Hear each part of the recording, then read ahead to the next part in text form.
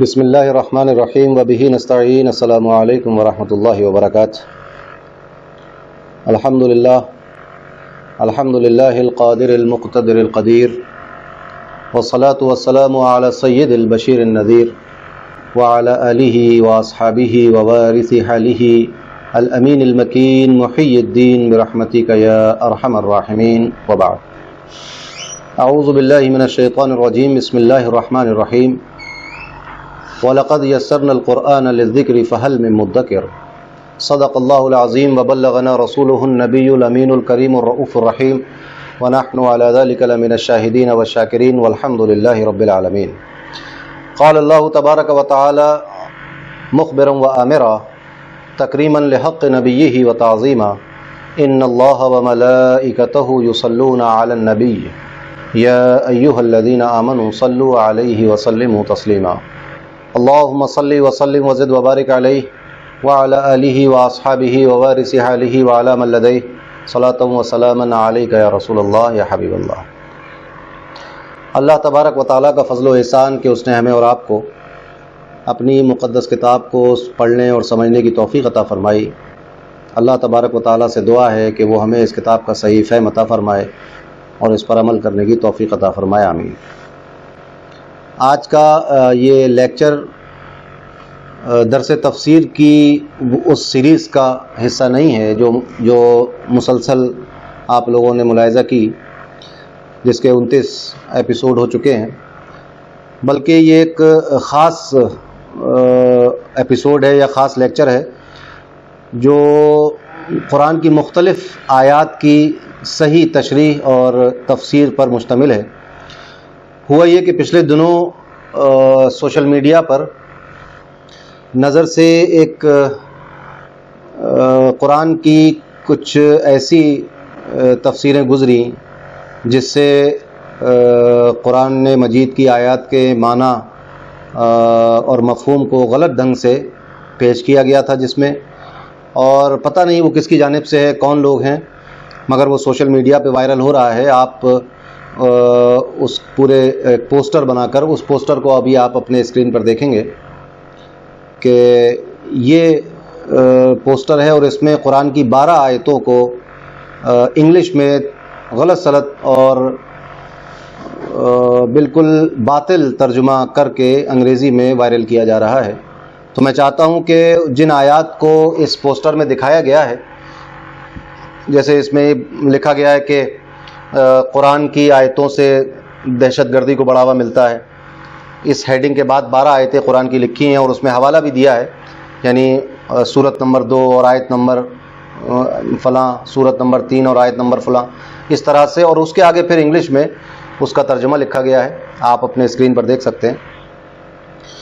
تو میں یہ چاہتا ہوں کہ ان آیات کو جن آیات کا انگلش میں جو غلط مفہوم بیان کیا گیا ہے، ان کی صحیح تشریح آپ کے سامنے پیش کروں، تاکہ یہ بات واضح ہو جائے کہ قرآن نے دہشت گردی کے بڑھاوے کے لیے یا ظلم کے لیے کوئی حکم نہیں دیا، کوئی پیغام نہیں دیا، بلکہ قرآن تو دہشت گردی کو اور ظلم کو مٹانے کے لیے اللہ تبارک و تعالیٰ نے دنیا میں نازل کیا اپنے حبیب صلی اللہ علیہ وسلم پر.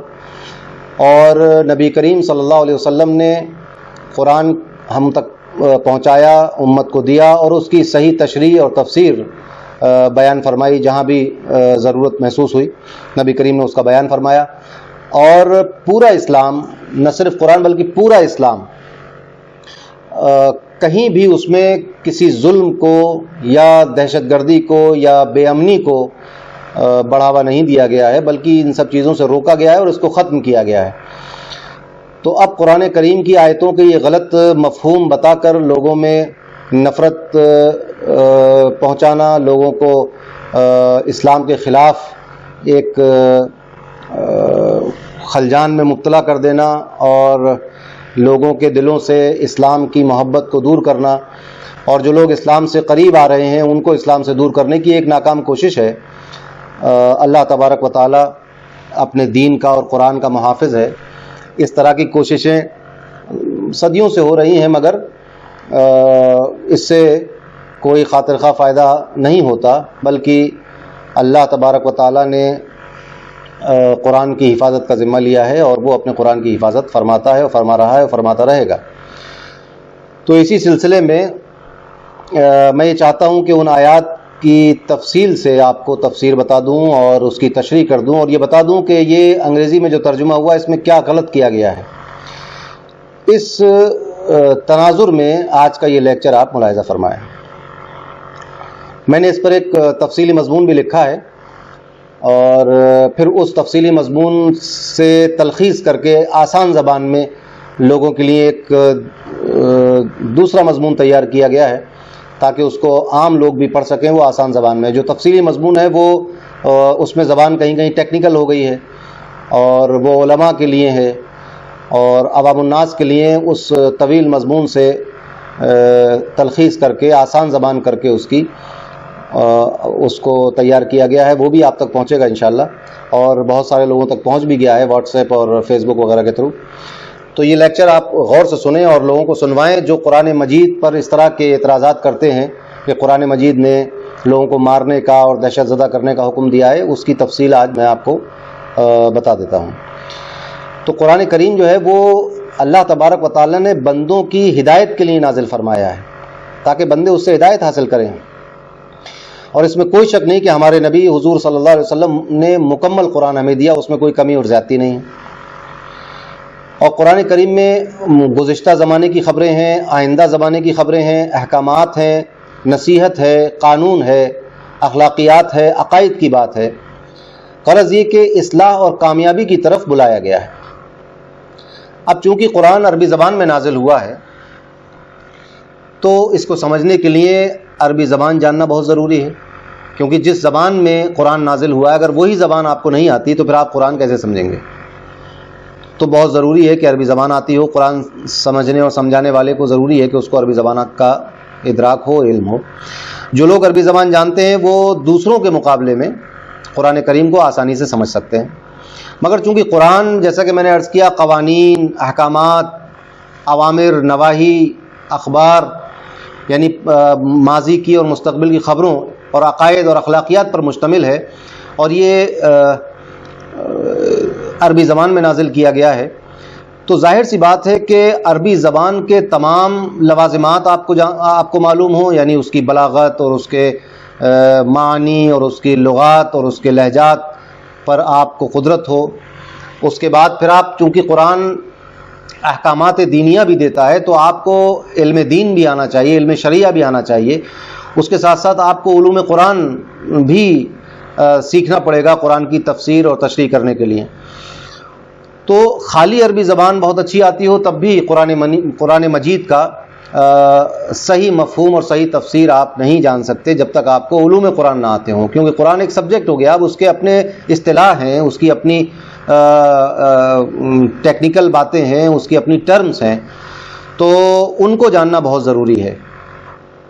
تو جب یہ سب چیزیں کوئی انسان حاصل کر لیتا ہے تو پھر وہ قرآن کا معنی اور اس کا مفہوم اور اس کی تفسیر کر سکتا ہے، اور بغیر اس کے اگر تفسیر کی جائے گی تو پھر تفسیر میں خطا واقع ہوگی اور کچھ نہ کچھ گڑبڑ ہو جائے گی۔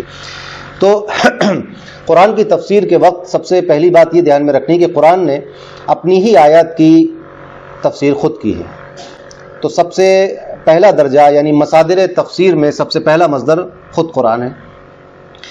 پھر نبی کریم صلی اللہ علیہ وسلم نے قرآن کی آیات کے جو معنی بیان کیے، پھر دوسرا مصدر احادیث ہے، کیونکہ نبی کریم نے قرآن کی آیت پڑھی اور اس کو سمجھایا، لوگوں نے پوچھا تو آپ نے اس کا معنی بیان کیا، یا کبھی خود سے معنی بیان کر دیا۔ غرض یہ کہ جہاں جہاں ضرورت تھی قرآن کے معنی سمجھانے کی جو انسان خود نہیں سمجھ پاتا تو نبی کریم نے اللہ تبارک و تعالیٰ کے حکم سے وہ معنی سمجھائے۔ پھر تیسرا مصدر جو ہے وہ اقوال صحابہ ہے، یعنی نبی کریم صلی اللہ علیہ وسلم کے اصحاب نے چونکہ نبی کریم کے پاس تربیت پائی اور وہ افصح العرب تھے، یعنی عربی زبان خوب جانا کرتے تھے، تو انہوں نے جو اقوال پیش کیے ہیں تفسیر میں، پھر وہ تیسرا مصدر تفسیر کا وہ ہے۔ اور پھر اس کے بعد تابعی کے اقوال بھی تفسیر میں لیے جاتے ہیں، مگر کچھ شروط ہیں ان کی کہ اس شرط کے ساتھ دیے جائیں گے، مطلقاً نہیں لیے جا سکتے۔ تو تفسیر کے لیے علوم قرآن کا جاننا بہت ضروری ہے، ورنہ تفسیر میں خطا واقع ہوگی۔ اب جو لوگ قرآن کا معنی کسی دوسری زبان میں بیان کرتے ہیں، قرآن چونکہ عربی میں ہے، اب اس کا معنی کسی دوسری زبان میں اگر بیان کریں گے تو ان کو چاہیے کہ ان سب باتوں کا خیال رکھیں، ورنہ معنی اور مفہوم کچھ کا کچھ ہو جائے گا، گڑبڑ ہو جائے گی۔ اور بعض مقامات پر ایسا بھی ہوتا ہے کہ عربی زبان بہت اچھی طرح جانتے ہیں مگر علوم قرآن سے واقفیت نہیں ہے، تو بھی گڑبڑ ہو جائے گی۔ علوم قرآن کیا ہے؟ مثلا میں آپ کو کچھ اختصار کے ساتھ بتاؤں، جیسے سبب نزول کی معرفت، یعنی یہ آیت کب نازل ہوئی، کس کے بارے میں نازل ہوئی۔ اگر اس آیت کے بارے میں آپ کو یہ نہیں معلوم کہ یہ کس کے بارے میں نازل ہوئی ہے، کس موقع پر نازل ہوئی ہے، تو پھر آپ خطا کر جائیں گے۔ کس کے لیے نازل ہوئی، کس کے بارے میں نازل ہوئی۔ دوسرا نمبر، آیات کے درمیان مناسبت کیا ہے، دو آیتوں کے درمیان کیا مناسبت ہے۔ علم المتشابہ، علم المبہمات، علم اصول فقہ، ناسخ و منسوخ کی معرفت، محکم اور متشابہ کو جاننا، اعجاز کی معرفت، قرآن کے اعجاز کی، اور پھر یہ جاننا کہ یہ خطاب کس سے کیا جا رہا ہے۔ یہ جو خطاب قرآن میں آیا نا کہ ایسا کرو یا ایسا نہ کرو، تو مخاطب کون ہے اس کا۔ اب اس میں بھی ایک ٹیکنیکل بات یہ ہے کہ کبھی خطاب عام ہوتا ہے، جنرل ہوتا ہے سب کے لیے، مگر اس کی مراد عام نہیں ہوتی۔ خطاب تو عام ہے مگر مراد عام نہیں ہوتی، اور کبھی خطاب عام ہوتا ہے اور مراد بھی عام ہوتی، کبھی خطاب خاص ہوتا ہے اور مراد بھی خاص ہوتی ہے، اور کبھی خطاب خاص ہوتا ہے مگر مراد عام ہوتی ہے۔ تو چار طرح کی باتیں ہو گئی نا۔ اب یہ سب نہیں جانتے ہیں اور اٹھا کے ترجمہ کر دیا اور مفہوم بیان کر دیا تو خطا واقع ہو جائے گی۔ پھر یہ جاننا کہ واحد کے صیغے سے جمع کو خطاب کیا یا جمع کے صیغے سے واحد کو خطاب کیا۔ مثال کے طور پر میں آپ کو سمجھاؤں، جیسے آپ اکیلے میرے پاس آئے تو میں نے کہا السلام علیکم، تو کم جو ہے یہ جمع کا ضمیر ہے، مگر آپ کتنے لوگ ہیں؟ آپ اکیلے ہیں، تو لفظ جمع کا استعمال کیا مگر مراد آپ اکیلے تھے۔ تو کبھی کبھی ایسا ہوتا ہے کہ جمع کے صیغے سے ایک کو خطاب کر لیا، کبھی ایک کے صیغے سے تمام کو خطاب کر لیا، ٹھیک ہے۔ حقیقت و مجاز کو جاننا کہ کس لفظ کا معنی یہاں حقیقی لیا جائے گا، کس لفظ کا معنی مجاز لیا جائے گا، اور کب ایسا لیا جائے گا اور کب نہیں لیا جائے گا۔ تو حقیقت و مجاز کا پورا علم ہونا چاہیے کہ حقیقت کسے کہتے ہیں، مجاز کسے کہتے ہیں۔ اور اگر یہ سب چیزیں نہیں جانیں گے تو پھر خطا واقع ہو جائے گی۔ غرض یہ کہ علوم قرآن کو جانے بغیر، قرآن کی تفسیر اور روایتوں کا علم حاصل کیے بغیر قرآن کی تفسیر یا قرآن کی آیات کی مراد و معنی بیان کرنا درست نہیں ہے۔ اس تمہید کے بعد ہم یہاں کچھ آیات کا ترجمہ پیش کریں گے۔ مثال کے طور پر اب یہ آیات وہی ہیں جو 12 آیات آپ اپنے اسکرین پر دیکھ چکے ہیں۔ پہلی آیت، اب یہ ہوا کیا کہ علوم قرآن نہیں آتا تھا تو خطا واقع ہو گئی، گڑبڑ ہو گئی تفسیر بیان کرنے میں، ترجمہ کرنے میں۔ تو پہلی آیت جو ہے کریں گے وہ آیت نمبر 191 192 ہے، مگر میں چونکہ آیات میں اپنے آپ میں میں نے آپ سے عرض کیا کہ مناسبت ہوتی ہے دنوں کے درمیان، تو میں آیت نمبر 190 بھی اس میں کوٹ کروں گا۔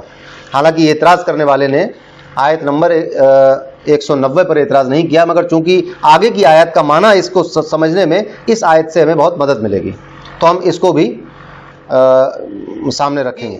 جن صاحب نے بھی انگریزی میں ترجمہ کیا ہے انہوں نے کوٹ کیا ہے کہ قرآن کی دوسری سورت یعنی سورہ بقرہ اور 191 ٹھیک، اس آیت کا ترجمہ انگریزی میں غلط کر دیا۔ یہ میں آپ کو بعد میں بتاؤں گا کہ ترجمہ کیا کیا انہوں نے، آپ نے دیکھ بھی لیا ہوگا۔ تو آیت نمبر 191 سنتے چلیں کیونکہ اس پر انہوں نے کلام کیا، مگر ہم آیت نمبر 190 بھی لیں گے بعد میں، پہلے 191 لے لیں جس پر اعتراض ہے۔ قرآن فرماتا ہے اعوذ باللہ من الشیطان الرجیم بسم اللہ الرحمن الرحیم وَاقْتُلُوهُمْ حَيْثُ ثَقِفْتُمُوهُمْ وَأَخْرِجُوهُمْ مِنْ حَيْثُ أَخْرَجُوكُمْ وَالْفِتْنَةُ أَشَدُّ مِنَ الْقَتْلِ وَلَا تُقَاتِلُوهُمْ عِنْدَ الْمَسْجِدِ الْحَرَامِ حَتَّى يُقَاتِلُوكُمْ فِيهِ فَإِنْ قَاتَلُوكُمْ فَاقْتُلُوهُمْ كَذَلِكَ جَزَاءُ الْكَافِرِينَ۔ یہ آیت نمبر 191، اس کا ترجمہ سنتے چلیے۔ اور قتل کرو انہیں جہاں بھی انہیں پاؤ اور نکال دو انہیں جہاں سے انہوں نے تمہیں نکالا تھا، ٹھیک۔ اور فتنہ انگیزی تو قتل سے بھی زیادہ سخت ہے، اور مت جنگ کرو ان سے مسجد حرام کے قریب یعنی کعبے کے پاس، یہاں تک کہ وہ خود تم سے وہاں جنگ کرنے لگیں۔ یعنی جب وہ تم سے وہاں جنگ، جب تم کسی سے مسجد حرام کے پاس نہ جنگ کرنا، ہاں اگر کوئی تم سے خود وہیں جنگ کرنے لگے تو پھر اپنے دفاع میں جنگ کی جا سکتی ہے، یہاں تک کہ وہ خود تم سے وہاں جنگ کرنے لگیں تو ٹھیک ہے۔ تو اگر وہ لڑیں تم سے، اگر وہ تم سے لڑیں تو پھر قتل کرو انہیں، یہی سزا ہے ایسے کافروں کی۔ اگر وہ جنگ کرنے لگیں تم سے تو قتل کرو انہیں، ٹھیک۔ آیت نمبر 192 میں کہا فَإِنِ انْتَهَوْا فَإِنَّ اللَّهَ غَفُورٌ رَحِيمٌ.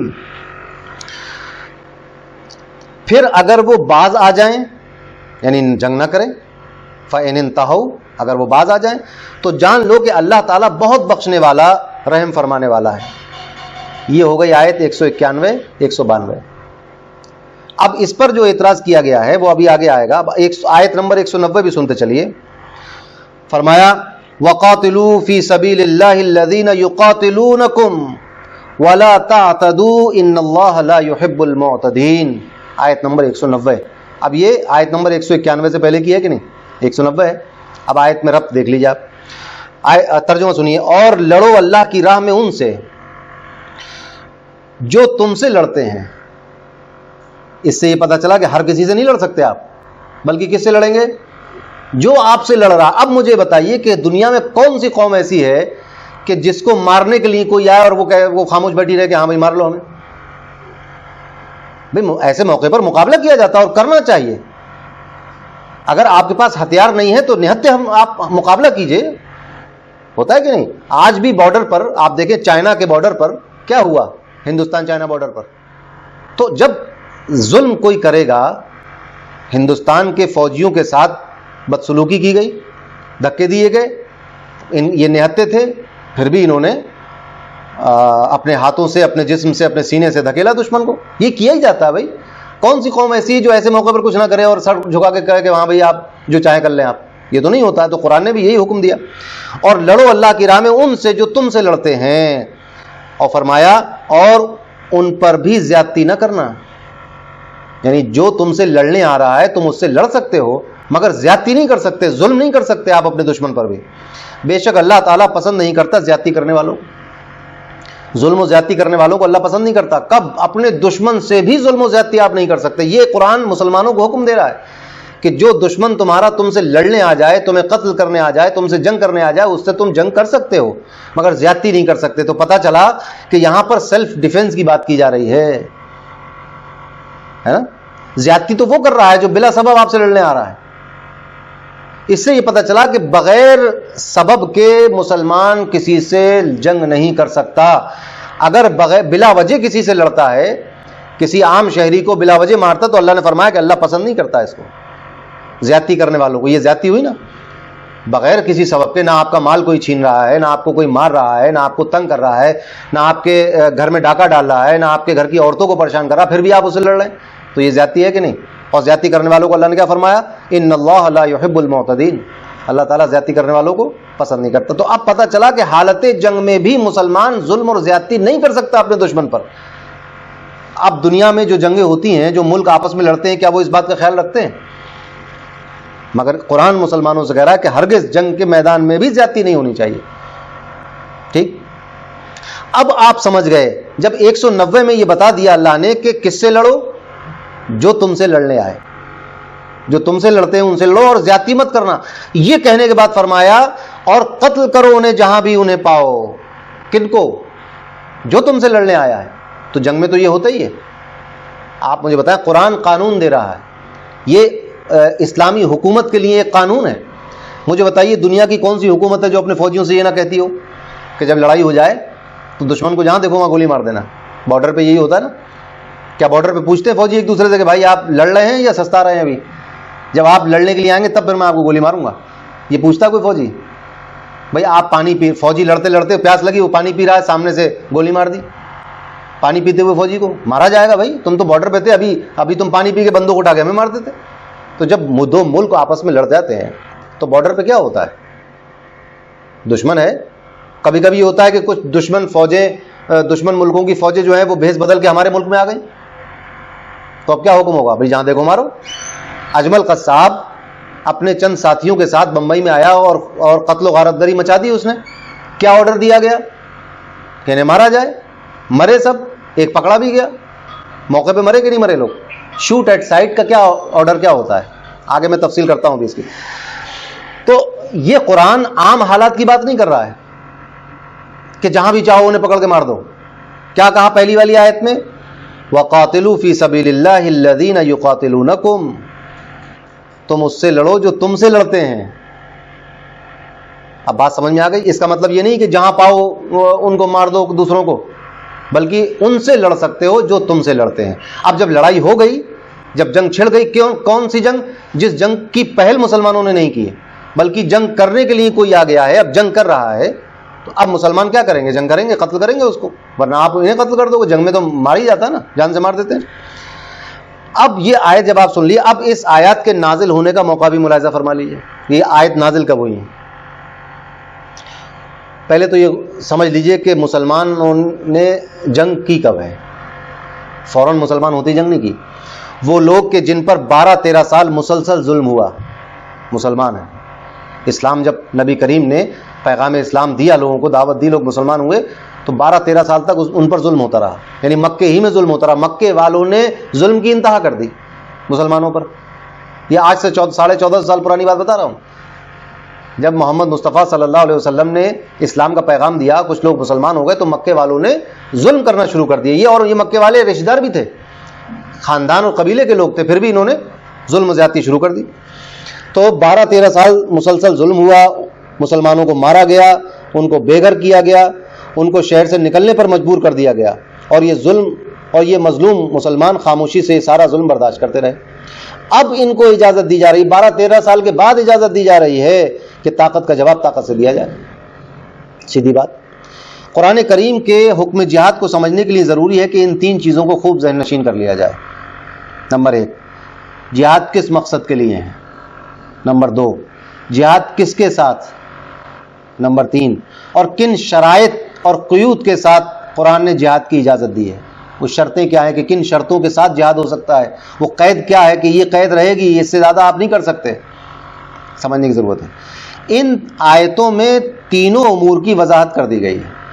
اب چونکہ جہاد جو ہے وہ اسلامک ٹرم ہے نا، قرآنک ٹرم، تو قرآن اور اسلام نے جو مفہوم اور معنی بتایا جہاد کا، وہ معنی لیا جائے گا۔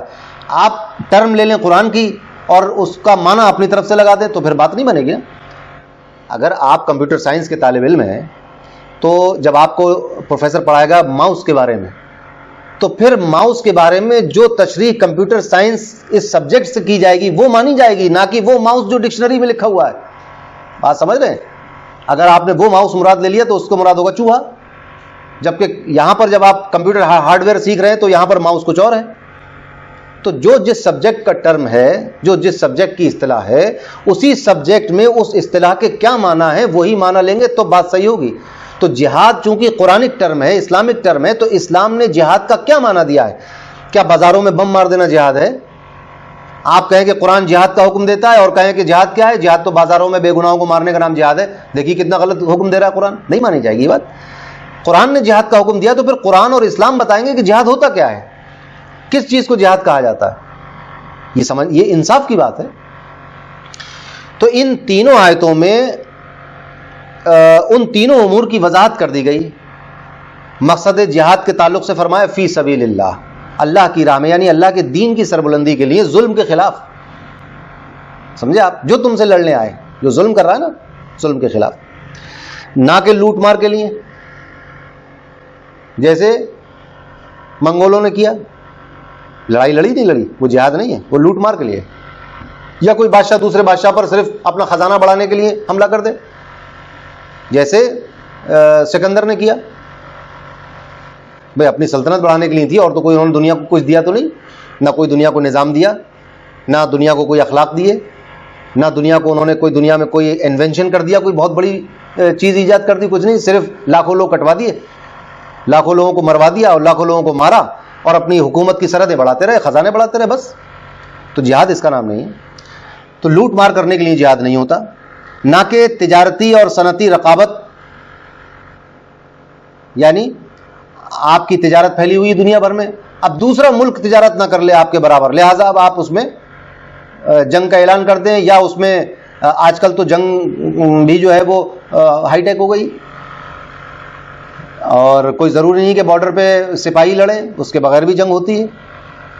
تو بہت سارے طریقے ہیں جنگ کے، پہلے یہ طریقے نہیں تھے، پہلے تلوار اور تیر وغیرہ سے ہی جنگیں ہوا کرتی تھیں۔ تو اب اپنی تجارت کو پھیلانے کے لیے اور دوسری تجارت کو، دوسرے ملک کی تجارت کم کرنے کے لیے کوئی جنگ کرے تو یہ جنگ اسلامی جہاد نہیں ہے، ٹھیک ہے۔ پیٹرول کے اوپر اگر کوئی جنگ ہو جائے کہ پیٹرول کس کا بکے گا، اور اس پیٹرول بیچنے اور خریدنے پر اگر دو ملک آپس میں لڑ جائیں تو یہ اسلامی تجارت نہیں، اسلامی جنگ نہیں ہے، اسلامی جہاد نہیں ہے یہ. صحیح ہے. ایسے ہی وطنی یا نسلی عداوت، قبیلے کی وجہ سے میں ایشیائی ہوں تم یوروپین ہو، آؤ ہم لڑ جائیں گے، تم یوروپین کیوں ہو، سمجھے؟ تو یہ کوئی جنگ نہیں ہے. یہ میں عربی ہوں آپ اجمی ہیں، اس بات پہ لڑائی ہو جائے، یہ اسلامی جہاد نہیں ہے. سمجھ رہے ہیں بات کو آپ؟ نسل کی بنیاد پر، جیسے گوروں نے کیا کیا، نسل بات پھیلا رکھا تھا، تو نسل کی بنیاد پر اور دشمنی اور تعصب، صرف اسی بات کا تعصب کہ نسل ہماری ہے، ہم اونچی ذات کے تم نیچی ذات کے ہو، اسی پر جنگ ہو جائے، تو یہ جنگ جہاد نہیں بنے گی. یا اس قسم کے اور چھوٹے مقصد، چھوٹی باتیں جو ہوتی ہیں، ٹھیک ہے، عید پہ جہاد نہیں ہوگا. جہاد کب ہوگا؟ ظلم کے خلاف اور اللہ کی خاطر. ظلم کے خلاف، اپنی خاطر نہیں، دولت کی خاطر نہیں، جائیداد بڑھانے کی خاطر نہیں، سرحدیں بڑھانے کی خاطر نہیں، بلکہ ظلم کو مٹانے کے لیے اللہ کے راستے میں بس. اس کے علاوہ اور کہیں جہاد نہیں ہو سکتا. اور کس کے ساتھ؟ تو صرف ان لوگوں کے ساتھ الذین یقاتلونکم. جہاد صرف اس کے ساتھ ہو سکتا ہے جو تمہارے ساتھ جنگ کر رہے ہیں، جو اپنے گھروں میں بیٹھے ہوئے آرام سے، آپ جا کے ان کو مار دیں، جہاد نہیں ہے. اسکولوں میں بچے پڑھنے گئے، آپ نے اسکول میں بم مار دیا، یہ جہاد نہیں ہے. بازاروں میں لوگ خرید فروخت کر رہے ہیں، آپ نے جا کے گولی چلا دی، یہ جہاد نہیں ہے. مسجد میں نماز پڑھ رہے ہیں لوگ، پیچھے سے کسی نے گولی چلا دی، یہ کوئی جہاد ہے؟ یہ جہاد نہیں ہے. ٹھیک ہے. تو جو تم سے جنگ کر رہے ہیں، جو تم پر یلغار کرنے کے لیے پر تول رہے ہیں، ٹھیک، کن شرائط اور قیود کے ساتھ؟ اس شرط کے ساتھ لا تعتدوا، اوپر آ گیا نا، اللہ تعالیٰ نے فرمایا کہ زیادتی نہ کرنا. فرمایا ولا تعتدوا ان اللہ لا يحب المعتدین. فرمایا کہ اور ان دشمنوں پر جو تم سے لڑنے کے لیے آ گئے ہیں ان پر بھی زیادتی نہ کرنا، بے شک اللہ زیادتی کرنے والوں کو پسند نہیں کرتا. تو یہ شرط بنے گی جہاد میں کہ ظلم اور زیادتی نہیں ہوگی اس میں. سمجھے آپ؟ یہ ہے اسلامک جہاد. اب کسی مار کاٹ کو جہاد کا نام دے دینا، یہ تو انصاف کی بات نہیں. وہ اگرچہ مسلمان ہی کرے، کوئی مسلمان اگر کسی کو قتل کر دے تو اس کو جہاد کا نام نہیں دیا جائے گا. وہ لوٹ پاٹ اور قتل ہے، اس کی سزا ملے گی اس کو. تو یہ تعصب ہے، ایک عناد ہے جس کی وجہ سے اس پاکیزہ لفظ کو ایک گھنونا معنی پہنایا جا رہا ہے. قتل عام کر دینا، بے گناہ لوگوں کو مار دینا جہاد نہیں ہے. اس کو جہاد کہنا یعنی ایک گھنونا معنی جو ہے، گھنونی میننگ، ایک مقدس معنی، ایک مقدس لفظ کو آپ ایک گھنونی میننگ پہنا رہے ہیں. یہ تو بالکل ایسی بات ہو گئی جیسے تاج محل پہ آپ نے جو ہے وہ کیچڑ پھینک دی. اتنی خوبصورت عمارت، اس پر گوبر اور کیچڑ اور گندگی پھینک دیں آپ. غلط بات. اس سے بھی بڑی بات یہ ہے کہ قرآن کے الفاظ کے غلط معنی بیان کر دی جائے. سمجھ رہے ہیں آپ؟ تو یہ شرط ہے کہ زیادتی نہیں ہوگی. اور یہ کب ہے شرط؟ میدان جنگ میں، جس وقت جذبات پر قابو نہیں رہتا. ابھی آپ ویڈیو اٹھا کر ہندوستان اور چائنا بارڈر پر کیا ہوا؟ جب فوجیں آمنے سامنے کھڑی ہوئیں تو ایک دوسرے کو گالیاں بھی دیں. قرآن کہہ رہا ہے کہ آپ میدان جنگ میں بھی جذبات میں نہ بہہ جانا، زیادتی مت کرو. سمجھ رہے؟ دشمن نے اگر گھونسا مارا تو آپ گھونسا ماریے اسے، مگر آپ نے اس کا پنجہ بھی مروڑ دیا، گردن بھی پکڑ لی اور گالی بھی بک دی. صحیح ہے؟ آپ ویڈیو دیکھیے، اس میں چائنا کا جرنل جو ہے اس کی زبان اور اس کا لہجہ دیکھیے، آپ کتنی بدتمیزی سے بات کر رہا ہے. بھائی بات کرو سکون سے. ہمارے ہندوستان کے فوجی جو ہے وہ سکون سے بات کر رہے ہیں. شروع آپ دیکھیے ویڈیو. اور چائنا کا جنرل اپنے ترجمان کو، جو سپاہی اس کا ترجمان تھا، دوسرا فوجی، اتنی بدتمیزی اور اتنی نفرت کے لہجے میں بات کر رہے ہو. یہ سب کیا ہے؟ قرآن نے کہا ہے کہ میدان جنگ میں بھی زیادتی نہ کرو، ظلم نہ کرو. ایسے موقع پر کہ جب جذبات پر قابو نہیں رہتا، انتقام کی آگ بھڑک رہی ہوتی ہے. جنگ میں یہی ہوتا ہے نا، انتقام کی آگ بھڑک رہی ہے. خبردار اس وقت بھی کسی پر زیادتی مت کرو، کیونکہ یہ زیادتی کرنے والوں کو اللہ پسند نہیں کرتا. سمجھ رہے ہیں آپ؟ عورتوں یہ تفصیل پوری ہے اس کی، احادیث میں اس کی تفصیل ہے. میں نے کیا کہا تھا کہ قرآن کی آیتوں کو سمجھنے کے لیے سب سے پہلے تو قرآن اپنی آیتوں خود مفہوم بتاتا ہے، پھر دوسرا نمبر آتا ہے احادیث کا، نبی کریم صلی اللہ علیہ وسلم نے مفہوم بیان کیے. تو قرآن کے حکم جہاد کی شرط اور اس کی شرطیں اور اس کے مفہوم کو واضح کون کر رہا ہے؟ نبی کریم فرما رہے ہیں اپنی احادیث میں. کیا کہ عورتوں، معصوم بچوں، اپاہج لوگوں، بوڑھوں، کسانوں، مزدوروں اور راہبوں یعنی پادری یا دھرم گرو جس کو کہتے ہیں، ان پر ہاتھ اٹھانے سے اسلام نے منع کیا ہے. ہاں اگر یہ لوگ جنگ میں شامل ہو رہے ہیں تو پھر ان پر ہاتھ اٹھایا جائے گا، اور اگر جنگ میں شامل نہیں ہے، کوئی دھرم گرو اپنے عبادت خانے میں بیٹھا عبادت کر رہا ہے، عورتیں اپنے گھر میں ہیں، مزدور مزدوری کر رہے ہیں، کسان کھیتی کر رہے ہیں، تو آپ جنگ میں ان کو بھی مار دیں، یہ زیادتی ہے. یہ نہیں کر سکتا مسلمان. اسلام میں جہاد ان لوگوں کے ساتھ نہیں ہو سکتا، کیونکہ یہ لوگ جنگ نہیں کر رہے ہیں، کسان کام کر رہا ہے، عورتیں گھر میں ہیں، اپاہج لوگ ہیں، ان کے ساتھ زیادتی نہیں ہونی چاہیے. یہ ہے اسلام میں جہاد کا مفہوم.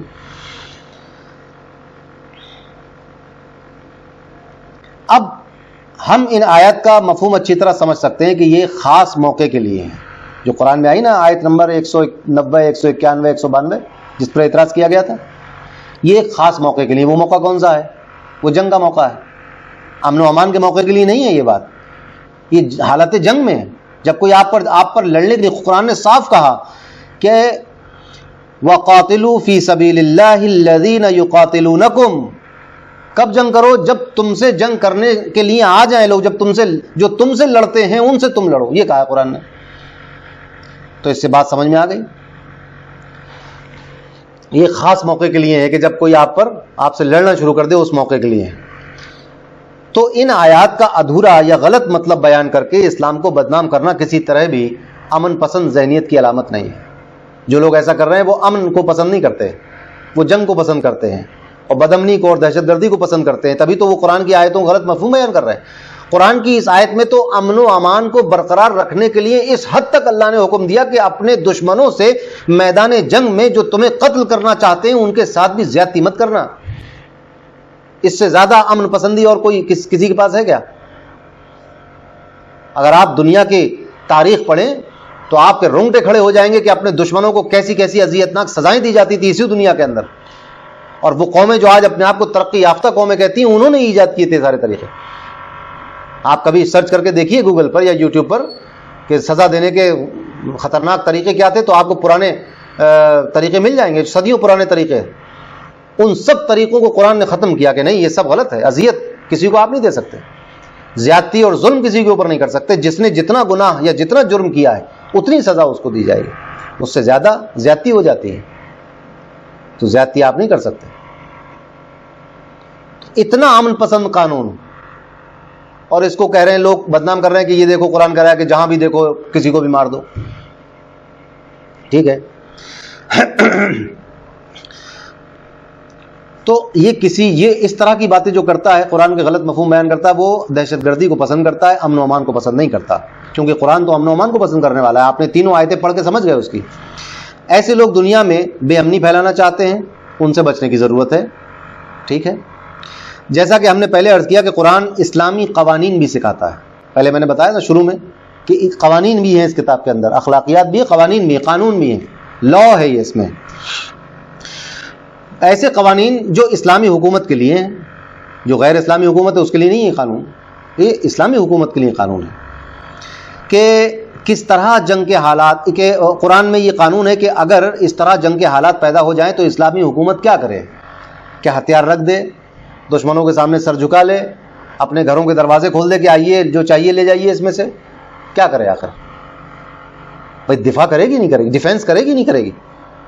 ہر ملک اور ہر حکومت اور ہر فوج یہی کرتی ہے. اگر قرآن نے بھی یہ کہہ دیا تو اس میں ظلم کی کون سی بات ہو گئی؟ پوری دنیا تو یہی کر رہی ہے اور یہی کرنا ہی چاہیے. اگر دشمن کوئی آ جائے تو ڈرپوک اور بزدلی کے ساتھ اپنا گھر بار لٹوا دینا چاہیے، یا جب تک ہمت اور حوصلہ اور ہاتھ پیروں میں دم ہے اپنے وطن کی حفاظت کرنی چاہیے. کیا کرنا چاہیے؟ حفاظت کرنی چاہیے اپنے وطن کی، اپنے شہر کی، اپنے ملک کی، اپنے شہریوں کی. تو یہ بھی قانون ہے اور اسلامی حکومت کے لیے ہے کہ اگر ایسے حالات پیدا ہو جائیں جنگ کے تو اسلامی حکومت کیا کرے؟ تو قانون بتا دیا گیا کہ زیادتی نہ کرو، جو تم سے جنگ کرے اس سے جنگ کرو، جیسے ہر ملک میں قانون ہے. اور ہر ملک اپنی حفاظت اور اپنے عوام کی حفاظت کی کوشش کرتا ہے. اپنے اپنے حساب سے ملکوں میں قوانین بنائے جاتے ہیں. دیکھیے اسلام کا قانون اللہ نے بنا دیا ہے, باقی لوگ اپنے اپنے قانون خود بنا رہے ہیں. مگر قانون بنا رہے کہ نہیں بنا رہے؟ قانون تو ہے نا جنگ کا. کون سا ایسا ملک ہے جس کے سمویدھان یا جس کے قوانین یا آئین میں جنگ سے متعلق کوئی قانون ہی نہ ہو کہ ہم جنگ کریں گے ہی نہیں؟ ہے کہاں لکھا ہوا بتائیے؟ یعنی یو این او کے ممبر جو ملک ہیں پرماننٹ, ان کے دیکھ لی سب سے زیادہ جنگ اور وار کے ہسٹری انہی ملکوں کی ہے. سب سے زیادہ جنگجو وہی لوگ ہیں جو ممبر ہیں مستقل. آپ ذرا سوچیں کہ آپ نے ابھی ہندوستان نے ایٹم بم بنایا ہے, کسی پہ پھینکا تو نہیں پھینکا نا. مگر جو ملک انسانیت اور نوبل پرائز دیتے ہوں امن و امان قائم کرنے پہ لوگوں کو, کہ انہوں نے پیس پوری دنیا میں قائم کیا بھائی نوبل پرائز, انہوں نے انسانیت کے لیے یہ کام کیا نوبل پرائز, اس ملک نے ایٹم بم بنا کر استعمال بھی کر لیا اسی دنیا پر, اور وہ پوری دنیا میں شانتی کا پرتیک بھی بنا ہوا ہے. یہ ہے ڈبل اسٹینڈرڈ, دوہری پالیسی ہے. اور اسلام کو بدنام بھی کر رہا ہو, اس اسلام کو جس نے کہا کہ میدان جنگ میں زیادتی نہ کرنا. اگر ایٹم بم مسلمانوں کے ہاتھ میں ہوتا اور ناگاساکی ہیروشیما سے مسلمانوں کی جنگ چل رہی ہوتی تو اللہ کا حکم ان کے سامنے ہوتا. اللہ نے فرمایا وَلَا تَعْتَدُوا إِنَّ اللَّهَ لَا يُحِبُّ الْمُعْتَدِينَ, کہ زیادتی نہ کرنا میدان جنگ میں کسی پر. وہ جو ایٹم بم مارا گیا, کیا اس سے صرف فوجی متاثر ہوئے, یا جو لوگ آپ سے جنگ کر رہے تھے صرف وہی متاثر ہوئے, یا پوری قوم متاثر ہو گئی؟ تو یہ زیادتی ہے کہ نہیں ہے؟ دراصل اس زیادتی کو اسلام نے منع کیا ہے, اسی لیے اسلام ان کی آنکھوں میں کھٹکتا ہے کہ انہیں اپنی مرضی سے ظلم اور زیادتی کرنے کا موقع نہیں دیتا. قرآن کہتا ہے کہ یہ زیادتی ہے, جو آپ سے جنگ نہیں کر رہا, جو اپنے گھر میں بیٹھا ہوا, ایک ماں اپنے بچے کو دودھ پلا رہی ہے, اس کا کیا خطا تھی؟ اس کو کیوں مارا آپ نے؟ وہ ایٹم بم سے وہ عورت کو کیوں متاثر ہوئی؟ تو قرآن, یہ لوگ جو دنیا کے مادہ پرست لوگ ہیں, جو پوری دنیا پر قبضہ کرنا چاہتے ہیں اور اپنا غلام بنانا چاہتے ہیں دنیا کو, وہ یہ چاہتے ہیں کہ قرآن کی ان ہدایتوں کو مٹا دیا جائے. کیونکہ جب تک یہ ہدایتیں رہیں گی, لوگ کہیں گے کہ بھائی جنگ میں تو قرآن نے تو یہ حکم دیا اللہ نے کہ زیادتی نہ کرو, اور آپ زیادتی کر رہے ہیں, اور آپ کہہ رہے ہیں قرآن صحیح کتاب بھی نہیں ہے. لیجئے قرآن تو اچھا حکم دے رہا ہے, غلط حکم تو آپ دے رہے ہیں. تو یہ اس طرح قرآن کے معنی کو توڑ مڑوڑ کے بیان کرنا تاکہ قرآن مشکوک ہو جائے, لوگ قرآن پڑھنا چھوڑ دیں. تو قرآن میں یہ حکم ہے کہ آپ کسی کو زبردستی اور زیادتی اور ظلم کسی پر نہ کریں, حالت جنگ میں بھی نہ کریں. تو اب ہر ملک اپنے اپنے قوانین بنائے جاتے ہیں. اب ہر ملک میں ایک قانون ہے اپنی حفاظت کے لیے, جو ملک کی اور شہریوں کی حفاظت سے متعلق کچھ قانون ہے کہ نہیں؟ ہر ملک میں ہوں گے کہ اگر ایسا ہو جائے, بلوا ہو جائے تو یہ کرو, یا کوئی سڑکوں پر نکل کے قتل عام کرنا شروع کر دے تو یہ سزا دی جائے گی اور ایسے روکا جائے گا. یہ سب پورا ملک انہی بنیادوں پہ چلتا ہے. تو اپنی حفاظت, اپنی عوام کی حفاظت کی کوشش کرتا ہے ہر ملک اور ہر حکومت. اپنے اپنے حساب سے ملکوں میں قانون بنائے جاتے ہیں, اور کبھی کبھی ایسا ہوتا ہے کہ حکومت اپنے ملک کے, غور سے سنیے گا, اپنے ملک کے امن و امان کو قائم رکھنے کے لیے اپنے ہی شہریوں کو قتل کی سزا سنا دیتی ہے. کیونکہ 2 لوگوں کو قتل کی سزا ہوگی تو پورا ملک, کروڑوں لوگ سکون سے رہیں گے, کیونکہ یہ 2 مجرم ہیں. ہوتا ہے کہ نہیں؟ تو اپنے ہی شہریوں کو سزا دیتی ہے. کن شہریوں کو؟ جو شہری ملک کے لیے خطرہ بن جاتے ہیں. سمجھ رہے ہیں؟ جو شہری ملک کے لیے خطرہ بن جاتے ہیں, ملک کے امن و امان کے لیے خطرہ بن جاتے ہیں, ان کو سزا ملتی کہ نہیں ملتی؟ تو ہر ملک میں ہے. مثلا کسی شہر میں دنگا ہو جائے, لوگ آپس میں مارکاٹ بچا دیں, لوٹ پاٹ کر لیں, تو ایک موقع ایسا بھی آتا ہے کہ پولیس فورس کو گولی چلانے کا حکم دیا جاتا ہے, جس کو شوٹ ایٹ سائٹ کہا جاتا ہے. اور یہ کئی بار ہو بھی چکا ہے اور ہوتا بھی ہے. جب کیسے حالات سنبھالیں گے؟ اعلان کر دیا پولیس نے کہ بھائی مان جاؤ, اور جو ہے وہ پانی پھینک دیا, نہیں مان رہے ہو, آنسو گیس کے گولے چھوڑ دیے, نہیں مان رہے ہو, لاٹھی چارج کر دیا, نہیں مان رہے ہو. اب کیا کرے پولیس؟ تو شوٹ ایٹ سائٹ کا آرڈر دیا جاتا ہے, جس کے نتیجے میں لاشوں کے انبار لگ جاتے ہیں. یہ ہسٹری آپ پڑھ کے دیکھ لیں, نیشنل آرکائیو میں دلی جا کے نکال لیجئے کہ انگریز حکومت نے کیا کیا. اور پھر اس کے بعد آزاد ہندوستان میں بھی کئی بار ایسا ہوا اور کرنا ضروری بھی ہے. جب ایسے حالات خراب ہوں گے تو ایسی روک تھام کی جائے گی نا, کیا جاتا ہے. یا کبھی یہ ہوتا ہے کہ کوئی باہر سے, جو ہمارے ملک کا شہری نہیں ہے مگر باہر سے گھس آیا, جیسے اجمل قصاب وغیرہ, باہر سے گھس آئے اور ملک میں قتل و غارت گری کر دی, تو اس کو بھی مارا جاتا ہے. اور یہ غیر قانونی نہیں ہے اس کو مارنا, مارا جاتا ہے. تو کیا یہ کہا جائے گا کہ فلاں ملک میں یہ قانون ہے کہ عوام کو یا جو غیر ملکی جہاں ملے اسے مار دیا جائے؟ یہ کہا جائے گا؟ بھائی کسی بھی ملک میں باہر کا کوئی گھسپیٹیا یا باہر کا کوئی ڈاکو یا باہر کا کوئی جو ہے وہ شوٹر یا باہر کا کوئی جاسوس یا باہر کے کوئی شرارتی تتو اگر ملک میں گھس آئے اور اس ملک کے سکون اور آرام اور شہریوں کے سکون اور آرام کو غارت کر دیں, قتل و غارت گری مچا دیں اور ملک کے لیے نقصان دہ بن جائے, تو کیا کیا جاتا ہے؟ ان سخت سزا دی جاتی ہے, گولی مار دی جاتی ہے بھائی. تو اگر کسی ملک میں کوئی باہر کا آدمی گھس کے قتل و غارت گری کر رہا ہے اور اس کو اگر اسی ملک کے قانون کے تحت پولیس نے اسے گولی مار دی, تو کیا یہ کہا جاتا ہے کہ فلاں ملک میں تو باہر سے آنے والوں کو گولی مار دی جاتی ہے؟ یہ کہا جاتا ہے. حالانکہ پورا قانون موجود ہے کہ ٹورسٹ کیسے آئے گا, ٹورسٹ کو کیا حفاظتی انتظامات اس کے لیے کیے جائیں گے, ٹورسٹ کے لیے کس طرح کے, بلکہ پورا ایک منسٹری اسی پہ چل رہی ہے ہر ملک میں کہ باہر سے لوگ کیسے ہندوستان آئے, ہندوستان کے لوگ باہر کیسے جائیں. تو ٹورسٹ ایک جگہ آتے جاتے ہیں, تو کیا یہ کہا جائے گا کہ فلاں ملک میں تو باہر سے آنے والوں کو گولی مار دی جاتی, جہاں دیکھو گولی مار دو؟ نہیں کہا جائے گا. جب تک باہر, یہ اس آدمی کے لیے جو باہر سے آ کر ہمارے ملک میں یا کسی بھی ملک میں قتل و غارت گری کر رہا ہے, اس کے لیے حکم ہے, نہ کہ سب آنے والوں کے لیے. بات عقل میں آ رہی کہ نہیں آ رہی؟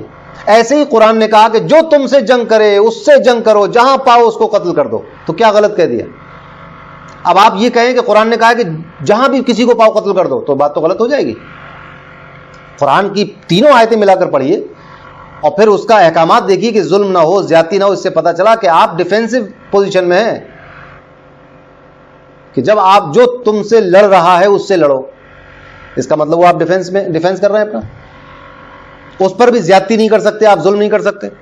ایسے پاکیزہ قانون کو اور ایسی پاکیزہ آیت کو یہ کہہ دیا جانا کہ جہاں پاؤ, جہاں کہیں بھی غیر مسلموں کو پاؤ قتل کر دو, یہ تو دھوکہ ہے کھلا ہوا. تو یہ ایک خاص موقع کی بات ہے, یہ پر امن حالات کی بات نہیں ہے کہ حالات امن و امان قائم ہے اب ایسا کوئی حکم دے دیا جائے, ایسی نہیں ہے یہ بات. یہ حالت جنگ کی بات ہے, خاص حالت کی بات ہے.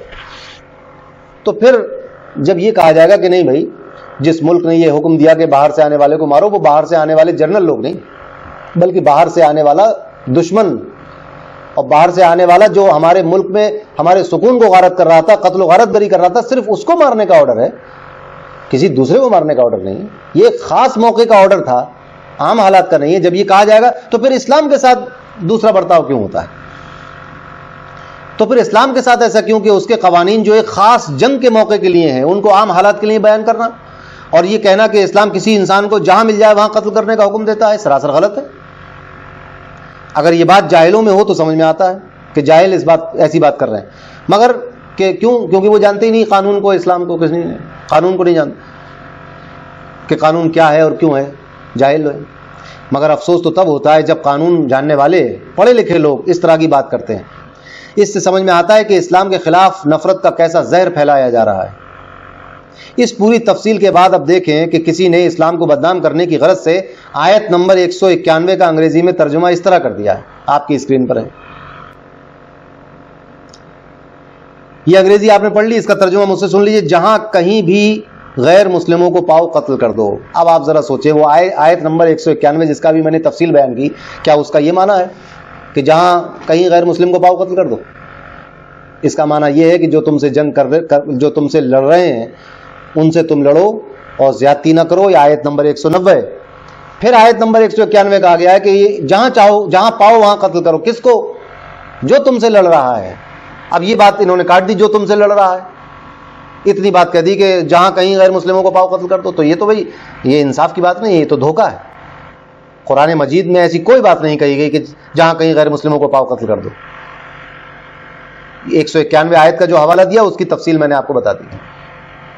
تو آپ سمجھ گئے ہوں گے کہ قرآن کے معنی کو غلط بیان کرنا اور اسلام کے خلاف نفرت پیدا کرنا اور اسلام کے کو لوگوں کو مشکوک کر دینا، یہ کوشش ہے، انشاءاللہ یہ کوشش ناکام رہے گی۔ تو اب آپ تفصیل سمجھ گئے کہ آیت کا سورہ بقرہ آیت نمبر 191 کا مفہوم اور معنی اور تفسیر کیا ہے۔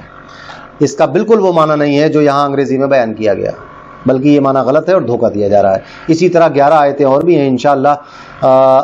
پھر اگلا لیکچر انشاءاللہ پھر اسی پر ہوگا، اور یہ 3-4 لیکچروں میں کوشش کروں گا کہ 3-4 لیکچرز میں یہ 12 آیتوں کو میں کور کر لوں۔ تو آج آپ اس لیکچر کو دیکھیے اور لوگوں کو شیئر کیجیے اور لوگ اس کو دیکھیں، پھر اگلا لیکچر پھر آپ کو انشاءاللہ اسی پر دیا جائے گا، اور اس لیکچر سے پہلے آپ کو ایک اشتہار مل جائے گا کہ یہ لیکچر کب آنے والا ہے۔ السلام علیکم۔